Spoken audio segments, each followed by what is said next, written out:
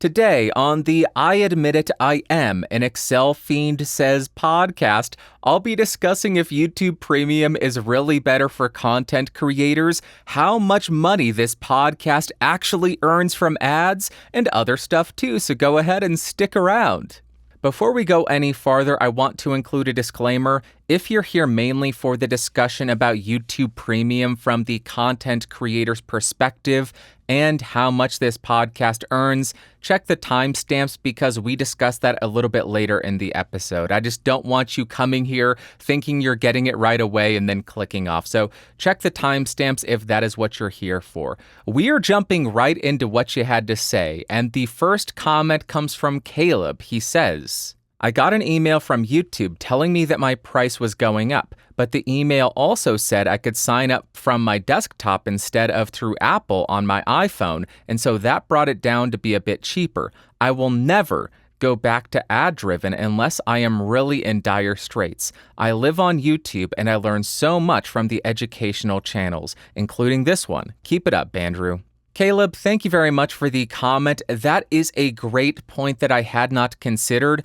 I went into YouTube on my phone and I logged into an account that does not have YouTube Premium. The cost for 1 month of YouTube Premium when you sign up on your iPhone, $19 a month. If you sign up from your computer, from a browser, the cost per month is $14. That means if you sign up to YouTube Premium from your phone, you are paying $5 extra a month just so YouTube, just so Google can cover the fees that Apple adds on top of it. So if you're signed up via your phone, stop it. Cancel it, go onto your computer, go onto a browser, and sign up there because you will save yourself $5 a month. That is amazing. Thank you very much for that disclaimer. Thank you very much for that awareness because that is something that I completely had forgotten existed. That Apple tax is just getting passed on to the consumer. Google's not going to eat that cost. Save yourself some money. Sign up from your browser. Thank you, Caleb. Next, we have a comment from Lars, and he says, as an economist, I love the way you did the analysis. Well done. Thank you. One value that I would add to your spreadsheet, however, is that YouTube Premium allows you to download YouTube content for later watching. I probably download YouTube videos every day. Anything suggested by the algorithm or my subscriptions that looks interesting, and then I have it to watch later when I do not have internet, e.g. on an international flight, subway, etc. I absolutely love that convenience. Would pay $20 a month just for that. Lars, thank you very much for the comment, but I would advise about being quiet about that last part because YouTube and Google and Alphabet will happily charge you $20 a month for that feature. So if you love it, just be a little bit quieter about it. Don't leave it in YouTube comments because they're going to come for you. They're going to say, you'd pay $20? Well, pay up, buddy. But that is another very good point. This is something that I don't encounter that much because I am personally connected to Wi-Fi almost all day, every day. So I very rarely have a situation where I don't have internet access, where I don't have cell connectivity. So I don't have many instances where I'm not able to access YouTube. But for somebody like you who takes the subway or does a lot of international flights, that makes perfect sense. I did recently travel and I knew I would be on a flight for 4 or 5 hours, and I did download a couple of YouTube videos, a couple of podcasts that were video podcasts. I know Dave Jackson's going to say, that's not a podcast. Yeah, technically you're right. But it's a video show that is in the format of a podcast, which also offers an RSS audio-only download.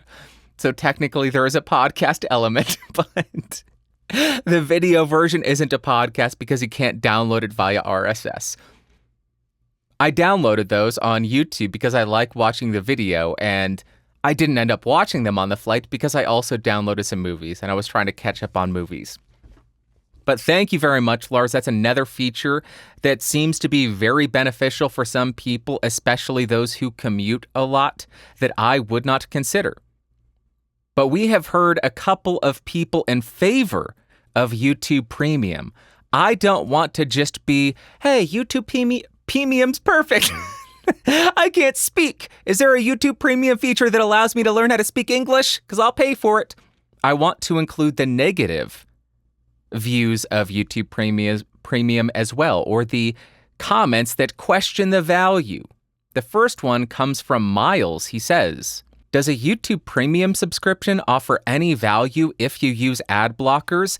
Miles, thank you very much for the comment. That is an interesting question because I know there are a lot of people out there who use ad blockers who probably don't see any additional value in YouTube Premium because why would you pay to not get ads if I can get no ads for free? But there are additional benefits, there are additional features, and I believe there is additional value to YouTube Premium other than just not seeing ads. Number one for me is that warm and fuzzy feeling that I get inside, knowing that the content creator that I am watching, that I am enjoying the labor of, is being compensated for the time they put into that. That is the number one for me, knowing that I am ensuring the content creator is compensated in some way, shape, or form gives me a warm and fuzzy feeling inside. Number two, background play. That is very big for me because I do listen to video podcasts on YouTube. So sometimes I will lock the screen. I'm not looking at the video the entire time, and I am still able to listen to the audio going on. Background play is huge for me. I don't know about Android, but on iOS, you also have picture-in-picture, so you can just scroll out of the YouTube app, and then you have a little video in the bottom right-hand side of your screen where you can watch the video while you're using other apps. That is probably my most used and favorite feature that I have in YouTube.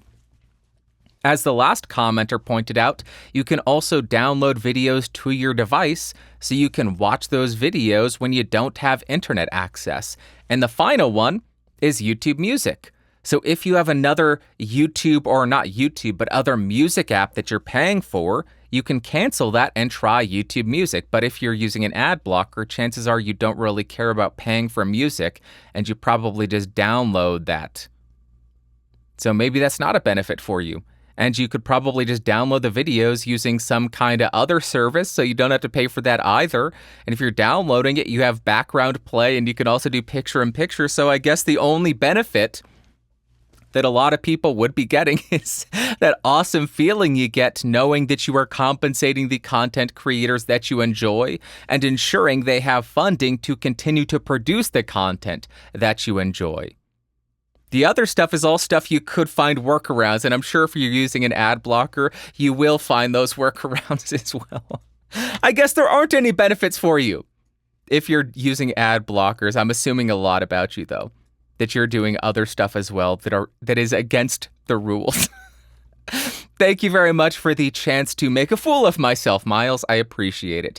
The next comment comes from Lucius Blackmail 8129. They ask, I am not seeing any ads on YouTube. I have both an ad blocker and a Pi-hole as DNS proxy. Why would I pay for anything? Lucius, thank you very much for your comment and for sharing your perspective. I wanted to include this to offer the opposing viewpoint because I will admit, my perspective, my viewpoint is skewed in favor of the content creator. I spend a lot of time making content online, and I like being compensated for that because that allows me to produce further content. Making these videos, buying stuff to review, that all costs capital, that all costs money. And through people watching ads or becoming members or using my affiliate links, that allows me to earn revenue, which I can then pour back into making more content.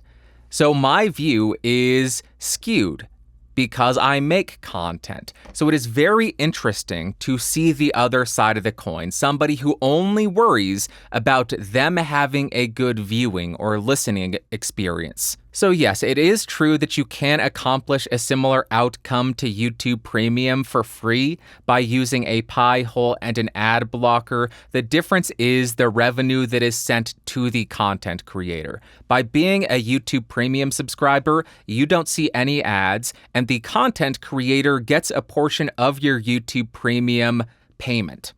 So the content creator is still being compensated monetarily for you watching their content when you sign up for YouTube Premium. When you use an ad blocker, when you use a pie hole, the content creator loses that revenue.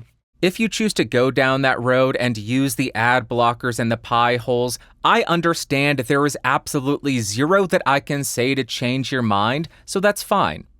But that is why I advocate, if you're somebody who uses an ad blocker, support the content creators that you enjoy in some other way. I am going to steal from the No Agenda show. Support the shows that you enjoy using the value for value method, using time, talent, or treasure. So go ahead and share it with a friend. Go ahead and donate to them. Become a member of their channel. Create something for them that helps promote. Create artwork for them. Do something to return the value that you receive from that show. If you use an ad blocker, I can't say a single thing to change your mind. I saw Roberto Blake try to change people's minds about ad blocker by calling it theft, and then I saw the DMs he received with death threats, saying his head belongs on a spike because he doesn't think ad block is fair to creators. It's a form of stealing. So I understand people who use ad block are incredibly passionate about it to the point of wishing death upon people. So I get there's nothing we can do to change your mind about it. But if you like a content creator, if you get value from them, and if you want that content to continue to be produced, return that value to them, whether it is using time, talent, or treasure. There you go. That's my response to you. Yeah, don't pay for it if you don't want to. Don't. Nothing I can do to change your mind. All right. Next, we have a comment from MEI Studio NY. He says, do you have a C414 XLII handy? I have a BULS and a 414 XL2, which are very different mics, size, sound, etc. Just curious the differences between the XL2 and the XLS. MEI Studio, thank you very much for the comment and the question. What are the differences between the AKG C414 XLS and the C414 XL2? As far as the feature set, they are identical. They have the exact same polar patterns, they have the exact same pads, exact same filters, exact same form factors. The grill color is different. The XL2 is gold, the XLS is silver. Also, I did notice slightly different resonances on the grills. Let me go ahead and demonstrate that for you. This is the XLS, and this is the XL2.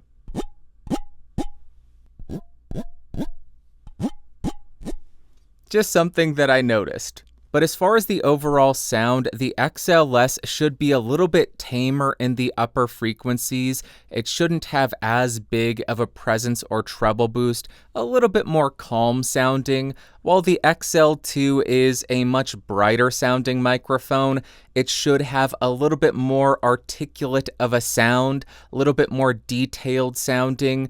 But for some people with a harsher voice like mine, it may not be as flattering. But I do want to point out that although neither of these microphones are my favorite, and I would prefer other microphones over these, I don't think you could really go wrong with either of these. If you land on one or the other, or go for the Austrian audio as I punch microphone stands, I think you're going to be well off.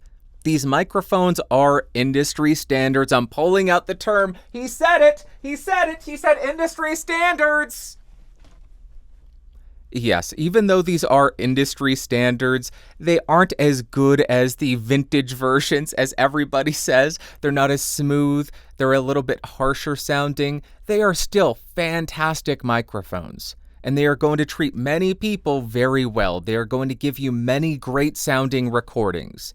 But if you are spending $1,200, $1,300, I think you need to do a lot of research, understand what you're buying, and understand if they are going to be the right fit for you. I hope that quick sample gave you an understanding of the slight differences in sound between the XLS and the XL2. I understand this is just a single spoken word comparison. I will do a full versus series on the Podcastage channel, and then I need to determine which one of these I'll compare to the Austrian audio, because it's kind of a crime that I haven't compared it against that yet. I need to do a full proper versus series of a 414 against the OC 810 plus 8 because they are direct competitors. All right, that is it for the response. Thank you very much, MEI. Let us jump to my favorite part of the show, the Ask Bandrew segment.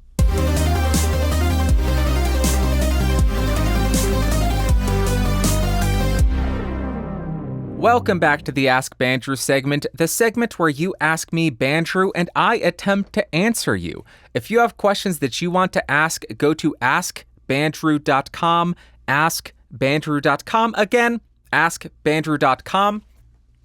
There are instructions on how to send in audio, video, and text questions. I do prefer audio and video because then I don't have to read. That's a benefit for me and you. We also get to hear how you sound on your audio equipment, and that is just a blast. AskBandrew.com. The first submission comes from the illustrious, the amazing Stargate Pioneer. Don't worry, I will call you SP. Take it away, SP. Hey Bandrew, it's SP, longtime viewer, first-time video sender. I caught your episode last week titled, Is YouTube Premium Worth It? Is Industry Standard Gear Great? And more, BSP-357. I'm certainly glad you found a title for it since you were really worried as you started that you, quote, have no idea what the podcast was going to be called this week, unquote. And hey, by the way, this is the first time on my 1.5-year-old podcasting computer that I've actually used OBS to record something, so I hope this turns out all right. Also, a big kudos to your Discord server, and Liberty Dude in particular, who posted and made sure I was aware of the shop.shure.com glitch sale on Thursday, July 20th, 2023. I was able to buy 3 microphones that day, including my second ever Shure SM7B, which I'm using right now. If it wasn't for the Discord notifications and Liberty Dude in particular reaching out to me, I would not have had the opportunity to partake in the sale. And even though I'm pretty sure I will be returning to my Electro Voice RE320 after a few months of using this, I wouldn't have had the opportunity to use the SM7B again if it wasn't for your awesome community. Anyway, in your episode 356, you did one of my favorite things as a rocket scientist, and you pulled out some Excel spreadsheet analysis on YouTube Premium, which I thoroughly enjoyed. Even though I would have different assumptions, I did enjoy learning your cost analysis methodology and seeing your calculations. After I listened to that segment, I did have a question that I hope you'd be able to address in your next episode. Your methodology was focused on your viewpoint, which is completely valid on the viewpoint of a viewer of YouTube. But I was wondering what the cost analysis would be from the creator perspective. Basically, I'm wondering which choice would give the YouTube creator more money. And as a viewer and as a supporter of some channels, I'd want to know what I could do to give more money to the creator. So there's 3 choices that I looked up, and we'll just run through them here. One is not having YouTube Premium and watching all the ads served up to me, just taking in how it goes, watching the entire thing. The other one I'm going to put in here just as a choice, not having YouTube Premium and clicking the skip ad button when it's available. And then the third option is watching a creator's video through a YouTube Premium enabled account. Now, I'm interested in your take on this question since you often have unique ways to view the trade space available, and you often have insights that I'm not thinking of. So I'm interested to hearing your response to this and maybe seeing some of your calculations for this as well, if you actually have data that you can use. Keep up the good work, Bandrew. Good luck, Crom speed, and we're all counting on you. SP, thank you very much for the video submission. I really do appreciate it. If you're somebody who doesn't know who SP is, he is the co-host of the fantastic show Better Podcasting, or the host of Better Podcasting Chat with SP, or the co-host of Better Podcasting Live Chats. I think I got them all. And the co-host of Gonna Geek. I got them all. I will go ahead and link his podcast network in the episode notes and description in case you want to check it out. If you are a podcaster, you should be listening. The question you ask is, what is better for content creators, watching advertisements or paying for YouTube Premium? I have an Excel spreadsheet to answer this, but before I share it, I do have a humble request. Please do not give me the nickname Mr. Moneybags. Do not call me Richie Rich. Do not call me Scrooge McDuck. I am going to be sharing how much money I earned on last week's episode from ads and YouTube Premium, and I know a lot of you, your jaws are going to be on the floor. Do I have your word? You will not give me that nickname. I'll give you a second to answer. Thank you. I appreciate that. Here is my spreadsheet. The benefit to the content creator for advertisements and YouTube Premium. First, BSP episode 356. How much did it earn from ads? $1.95. How much did the same episode earn from YouTube Premium? $2.56. Look out! I almost earned $5 from advertisements and YouTube Premium for 8 hours of work. Well worth it! So how many ad views did I receive to earn that $1.95? 611. If we calculate the ad revenue per view, that is 32% of a penny for every single view. Every 3 ad impressions that I get, I earn 1 penny. The estimated revenue for 10,000 views would be about $32. Then for premium views, we had 560. And the revenue per view for YouTube Premium comes out to 46% of a penny. And the estimated revenue for 10,000 views would be about $46. So there is not a huge change if you focus solely on the revenue per view, because you're dealing with such minute amounts of money. 32% of a penny or 46% of a penny. Doesn't seem like a lot of money because it's not. But if we look at the delta between YouTube Premium and YouTube ads as a percentage, it becomes much more apparent how much of a benefit YouTube Premium is for the content creator, because the pay per view, the revenue per view, is 43% higher, at least in this example. That will, of course, differ from channel to channel, from niche to niche, from auction to auction, a bunch of different factors. From this one example, the pay, yes, we're looking at 46% of a penny versus 32% of a penny, but that pay is 43% higher using YouTube Premium. Now, I do want to point out, SP said what is more beneficial, watching the ad all the way through or clicking on the skip ad or unskippable ad, all of that. I want to point out, on the Bandrew Says Podcast, there are not any unskippable ads. As far as sticking through the entire skippable ad, I don't have any information there. I don't know if anybody watched the entire ad or if everybody skipped just after 5 seconds. I don't have that data, so I can't offer that. Something else that I want to point out and discuss is it is undeniable. We are talking about tiny amounts of revenue, whether it is YouTube advertising or YouTube Premium. We're talking about fractions of a penny. It takes multiple views to get 1 cent. We cannot argue with that. But that is why I have been advocating for and tweeting and harassing YouTube regularly to roll out a feature that I think would be insanely beneficial for viewers and for content creators. If you become a member of a channel at any tier, 99 cents, $5, $5 million, you should get ad-free viewing of that channel. That would be so incredibly beneficial for the viewer and for the content creator, because people do use Adblock. But they may want to support that content creator, and they may only have the ability to pay $1. You may be thinking, $1? Gosh, a lot of good that's going to do me as a content creator. You earn 70 cents. That's amazing in terms of revenue compared to advertising and YouTube Premium. That would take what? I don't know how many views that would be. 2,000 views in terms of advertisements and 1,000 views in terms of premium, something like that.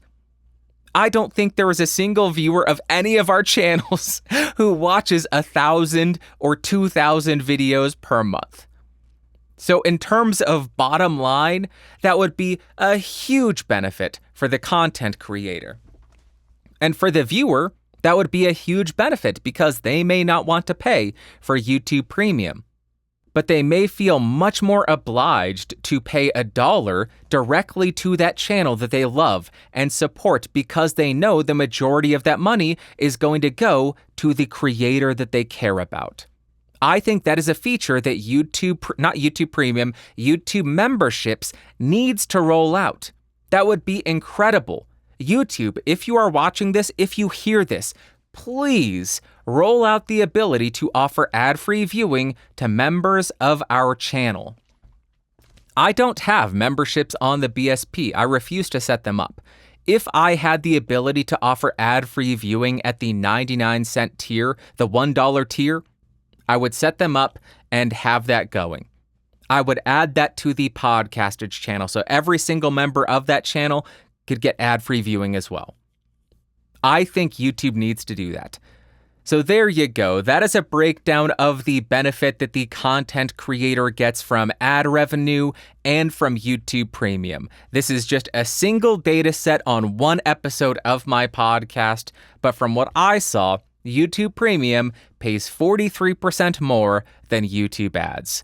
Maybe around Christmas it will be very different because around the holiday season, ad rates shoot up. So maybe we should reassess this or review it in a couple of months. But we're still dealing with fractions of a penny. SP, thank you so much for the question. This was a blast to dig into. I think I spent an hour trying to find the analytics that allowed me to get this granular with it. I still wasn't able to get all the data that I wanted. Thank you very much. Next, we have a voice submission from Josh Liston. Sorry, that was very offensive to every Australian. That was supposed to be an Australian accent. Take it away, Josh. Hey Bandrew, Josh here from Australia. I'm sitting here in my car talking into my phone. I've just pulled off the highway to clear my head because I almost hit a wombat going 110 kilometers an hour. For anyone who doesn't know what a wombat is, just imagine a keg of beer filled with concrete and give it legs. So you definitely don't want to hit one of those little suckers. So what I'm wondering is, do you have a name or do you wish for there to be a name for your community on the internet, for the BSP listener? So an example of that, and the one I think is the best, is Dean Del Rey, the comedian, calls his podcast community the Del Raisers. So they buy Del Raiser merch, they print their own merch. It's pretty wild. So I want a name, Bandrew. I want you to call me and or us something. So do you have something in mind? And yeah, we'll be the judge of whether we're happy with it or not. Josh, thank you very much for the voice submission. I really do appreciate it. Josh is another fantastic podcast host. I will list his site, jcaldigital.org, in the episode notes and description in case you want to check it out. I will be on an episode of his show shortly. As soon as it's up, I will link it and mention it on an episode of this show. The question you ask: do I have a name for my podcast community?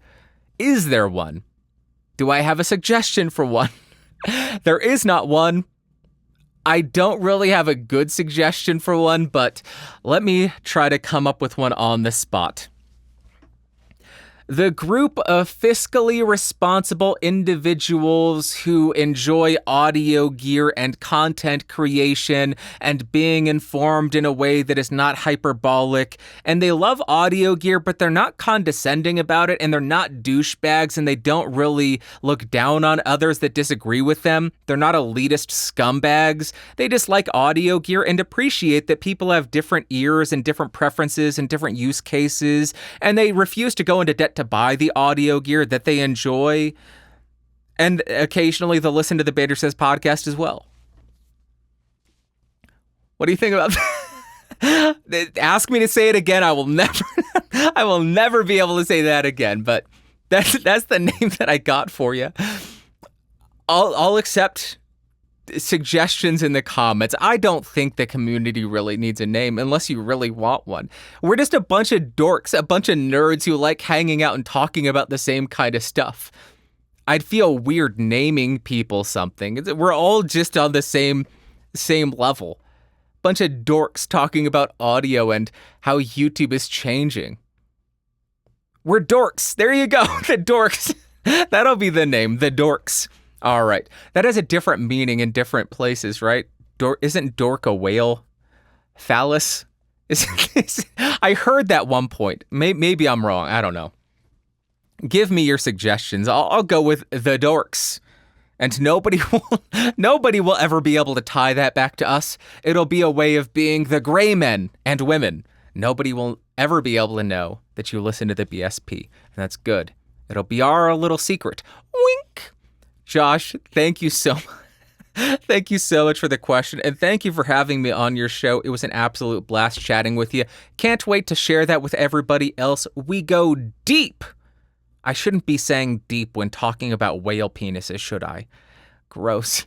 Anyway, that is going to do it for this week's episode. I have one request for you. The Bandrew Says podcast is 300 subscribers away from hitting 10,000. If you know anybody who you think might enjoy this show, go ahead and send them this show. Go ahead and send them this episode or an episode you think they might get value out of. My goal is to hit that 10,000 subscriber milestone by the year end. I think that is doable because currently, without any promotion, we're hitting about 50 subscribers per month per 28 days. So maybe we could get there. We'll be about 250 by year end. So if we could bump that up, that would be amazing. If you get any value out of this, or if you know anybody who would get value out of this, feel free to share it. I never ask for promotion. I just do this for fun, but that 10,000 milestone would be real neat. Real neat. I've been doing this show since 2015, 2016. It's been a while. And now I got copyright strike for singing Stained. Something I never thought would happen on this show. Oh, Bandrew singing Stained again. The reason I do that is Hot Saucerman. He ruined me. Because somebody would come on Comedy Bing Bong and they would say, it's been a while, Scott. And he would sing, it's been a while. And that got burned into my brain so many times that whenever I hear somebody say it's been a while, I say, been a while. Just like because of Doug Benson, when somebody says my wife, I know it's from Borat, but Doug Benson did it a lot on his show. Now when I hear somebody say my wife in my head, because I don't say this out loud, I go, my wife. Where are we? I don't know how we got here. That is it for this show. Thank you so much for being here. Thank you so much for watching. Thank you so much for listening. You are the most beautiful human being who has ever existed. I love you from the bottom of my heart. Sincerely. You stuck around through all of that. You may be my new best friend. I love you. I hope you have an amazing Sunday, Monday, Tuesday, Wednesday, Thursday, Friday, Saturday. Next Sunday, I will talk at you. Talk to you later. Bye-bye. Whoa, whoa, boop.